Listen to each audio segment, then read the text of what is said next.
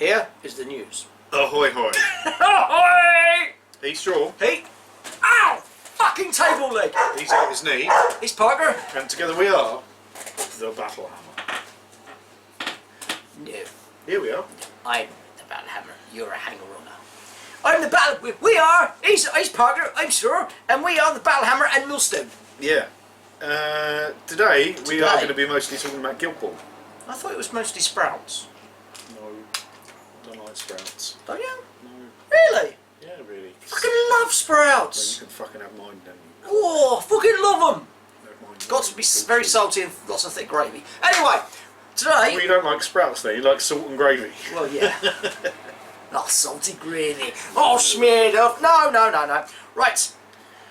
We are here today to do our second instalment. Although I'm not quite sure if it's going to be a second instalment. Depends on Hopefully you put that one up first, because that's the kind of one that makes more sense to go up first, because it's all about cards and stuff. Oh, right. Oh, I'll do the other one first then. So this will be the second part of Guild Ball for Beginners. Yeah. And on today's show, the dog is barking downstairs. Yarp.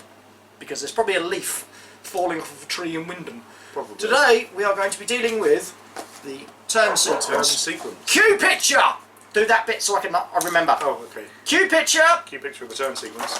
Not this one, obviously, but a bigger one that you can see. You can download this and other information from the Guild Ball website. If you haven't already got it, do go and get it. It's free. It's free, it's downloadable, you can print it out. It's just handy to have. That's a cunning way they did that though, isn't it? Everything's free. You don't never need to buy anything to play this. One of the things I like is if you print it out on an A4, it's got lines so you can cut it down slightly smaller, but obviously you can also shrink it. I think Stick's got one of these. No, they actually do small ones now. Well, they do small ones which are like card size, so just fucking have it. Why not, right? It's there. You can put it down with your cards so you remember.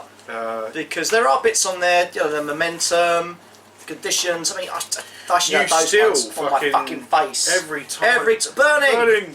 2, 1, you can't. Always been one. Still always one. Anyway, pace, momentum, and that's other stuff. So do go and check out the website and download these. Yes. They're just handy to have.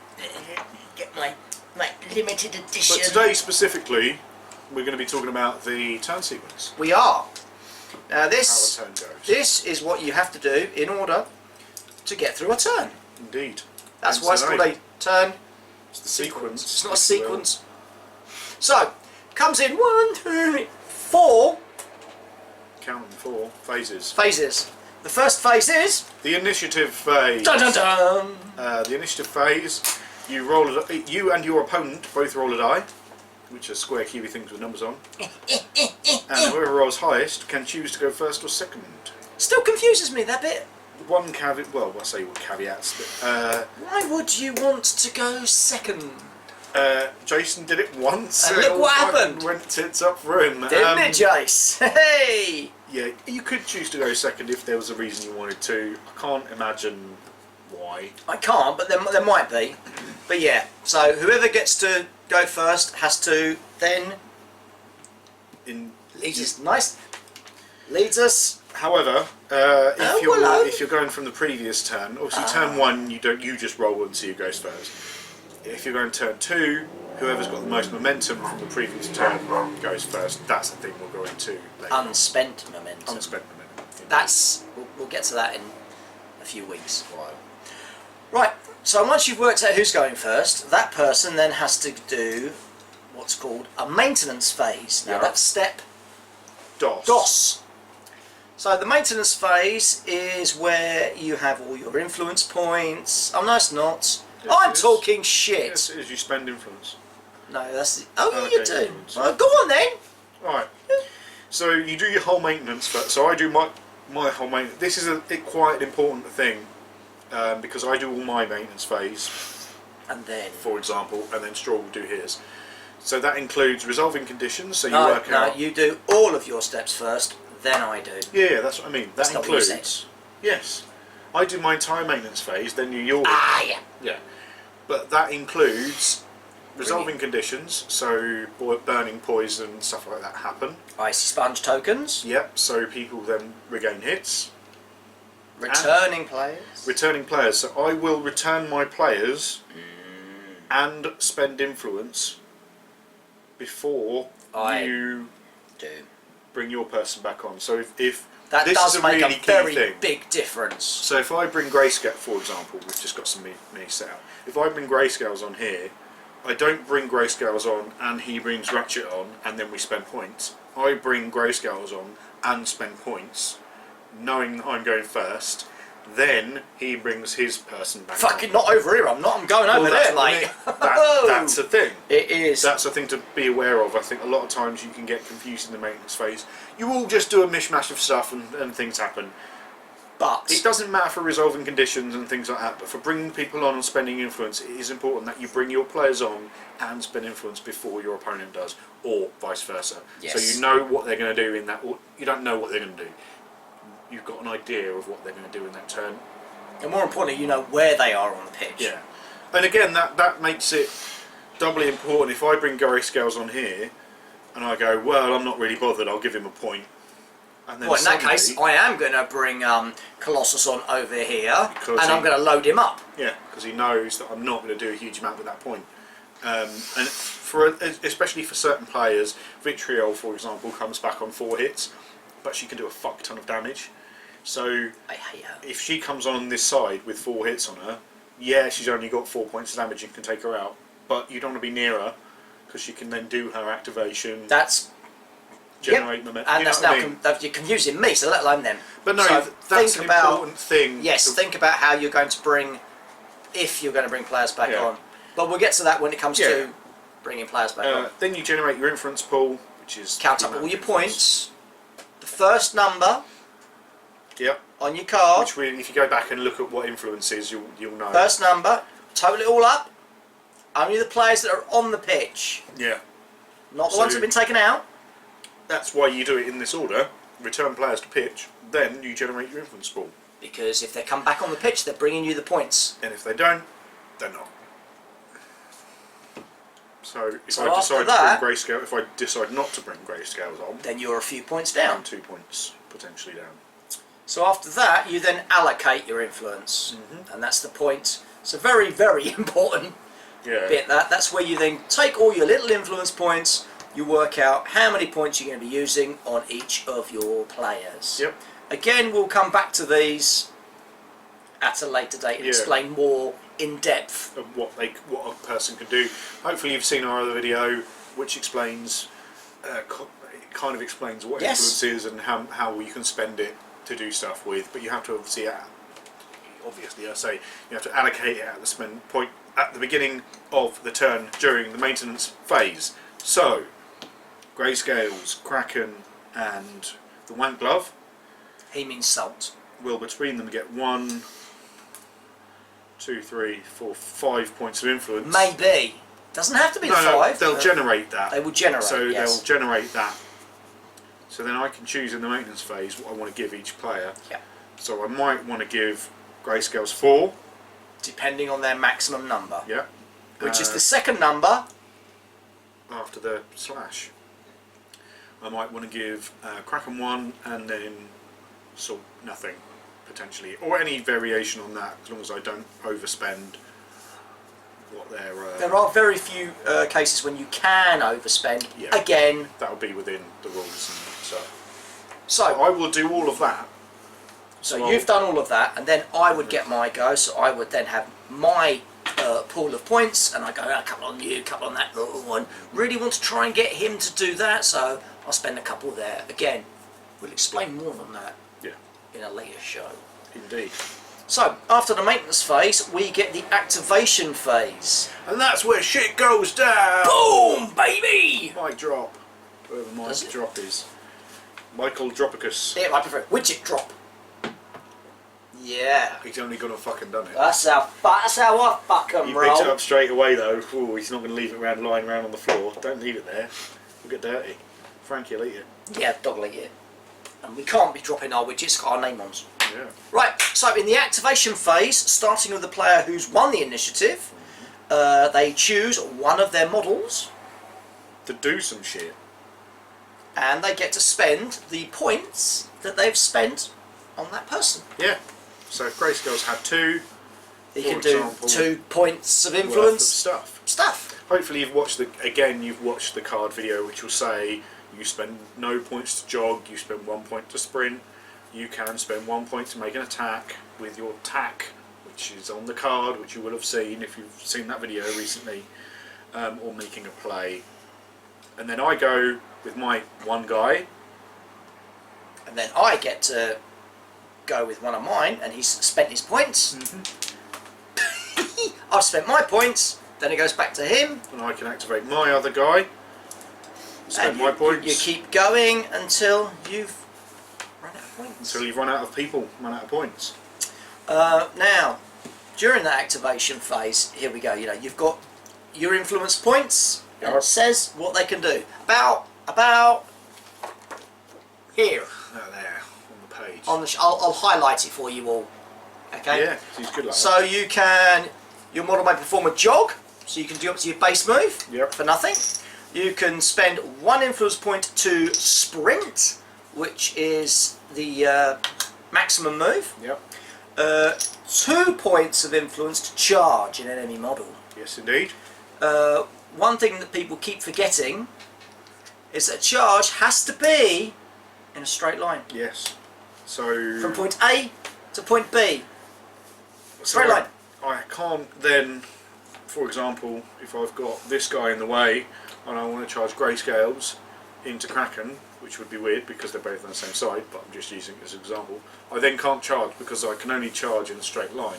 I can't charge round like that. I can only move that in a straight line, so I therefore can't charge that guy. Unless, of course, your melee area. Oh yeah. There's ways around it which we'll explain. We might do another Guild Ball for Noobs video as like real kind of. You've just started playing. But what we will do is we will do a starting game, Yeah. and we will literally talk every little bit that we're doing, so you completely understand. Yeah. And by the end of it, you will be winning tournaments. Well, as long as the tournaments are you and your friend who hasn't played it. Ever. Yeah.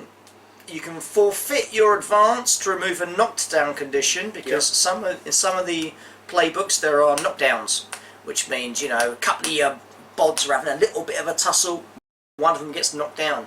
If that person is knocked down, they don't really have any influence of what's actually happening at that point. You can get them to stand back up. And you forego your movement to do so.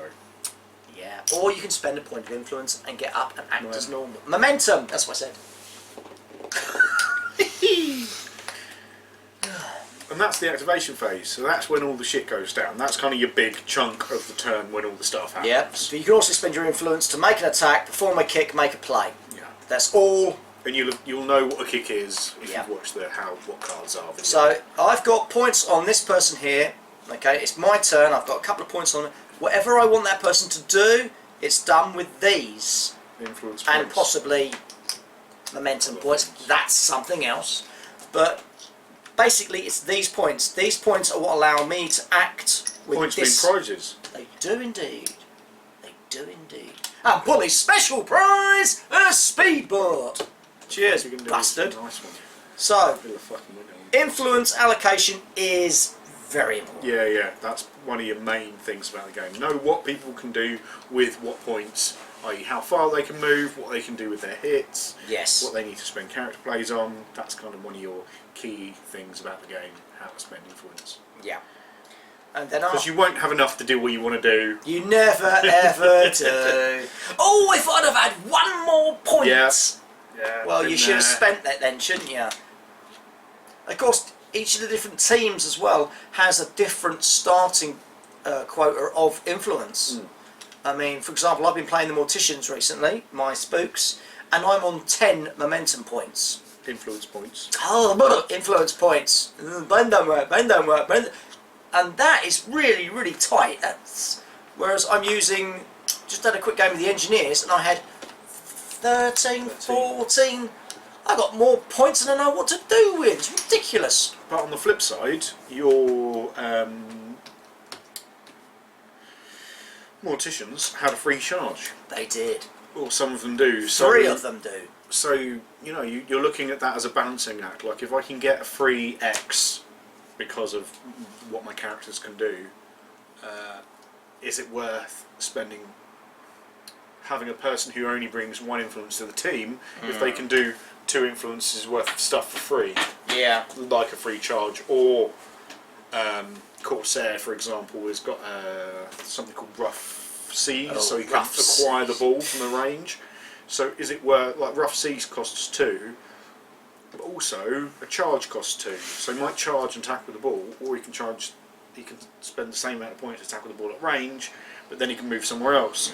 So that might then, you're looking at that and saying that's a flat number of points. It doesn't necessarily 1 + 1 + 1 = 3. It might be 1 + 1 + nothing, but it equates to 2 or something. So I mean, we're overcomplicating it. Well, I'm overcomplicating it. I'm just trying to let you know that there's more to it than simply I have 1 point, I can do one thing. No, there's a lot more to it than that. It might sound complicated, but once you've got these sheets and you sit down and spend some time looking at your cards, working out, right, well, that can do this, that will do that. You play your first, you'll play your first game and you'll be like, I have no idea what I'm doing. And literally, it's game 2, isn't it? You're like, that does sense. This, I can work with that, I can do this and this and this, all with the points on that one person. And then you begin to see how it affects the rest of your team. That sounded quite clever. It did, yeah. You said it. I did. Oh. It was me! Must not have been in those famous words of Winston Churchill. Screw you, hippie. So was that it? Oh, and then there's an end phase. Yeah. So the end phase, you remove all the ongoing effects. Which is a lot of the things that last till the end of the turn. So a lot of character plays will, for example, Grayscales over here will have something like Decoy. So he gets +1 to his defence for the next attack. If you then don't use it by the end of the turn, it goes away. And that's normally with a little counter, will be by the base, so you know that that person has got something special going on. So all you do is you remove all of those. You remove things like area effect templates, which will be things like this that will be scattered over the field of play, especially if it's alchemists. And then you remove the influence. Yep, you take because away. You don't have to spend influence. That's very specific to a certain amount of teams. Masons, and potentially if you're playing against certain teams, have Scalpel, for example. She can take influence, put it on someone else. If you haven't used it, she can do that. But I mean, you really worry about that if that's to do with your team. Most of the time, you don't worry about it. Yeah, I do. That's basically your turn sequence. I think for you and me there should be a 5th phase. The drink phase. I'll often grab a beer. Personal favourite. The beer phase. That's your turn sequence. You do that every turn. That's why it's called a turn sequence. Every turn you do that. As long as you go by that, you're all right. You're doing something right, ain't you? So I reckon they should tune in for the next video for that, right? I think the next video will be, what is it? Actions. How to do shit. Oh, how to do shit. You want to know how to do shit? Yeah. Awesome. So, you've had Anatomy of a Card, which was quite a clever video. Had an innie and an outie. An innie and an outie. You've had Turn Sequence. Yep. Next time we'll tell you about actions. Actions, how to do shit. That will then go on to something else. Momentum. Potentially. Probably. And then, basically, I think after that, demo game. we will have to show you how to play the game. I reckon if we do a demo game, with a little 3-player demo game. 3 players? Screw that! We don't do things by smallness. Nope. Nope. There's no point in playing with 3 players. You play with a full 6. Man up. Man up, noobs. Harsh, but fair. You want to play this game? You want to win at this game? Then don't listen to us. So, until next time, don't forget to like and subscribe if you like it and want to subscribe. Don't like and subscribe if you don't want to like it and subscribe it. We would like it if you like it. We would like it. Because we're doing this for you guys. Yeah. I mean, yes, we take the piss. Yes, we get a little bit drunk while we're doing it. But for fuck's sake, it is, after all, a game. A game with little men. I believe it was the music, the intro music to Big Break that once sang, "It's only a game, so put up a real good fight." We're going to be snookering you tonight.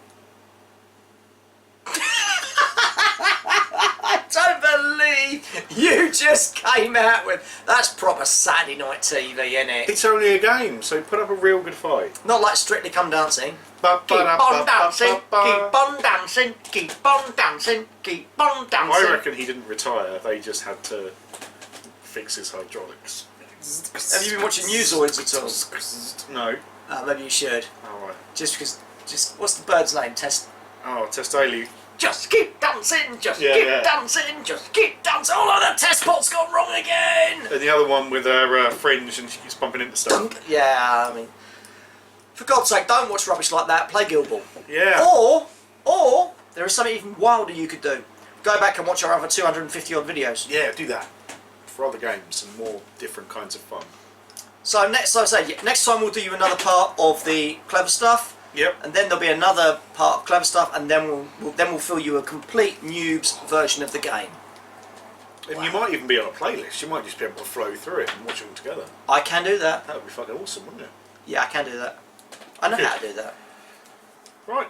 And you got to remember that there is one other thing that a lot of people might not have actually twigged yet, but me and him, we actually really haven't got a clue what we're doing, especially when it comes to the whole technical side and having to take a picture of a figure and get that up on the screen at the same time.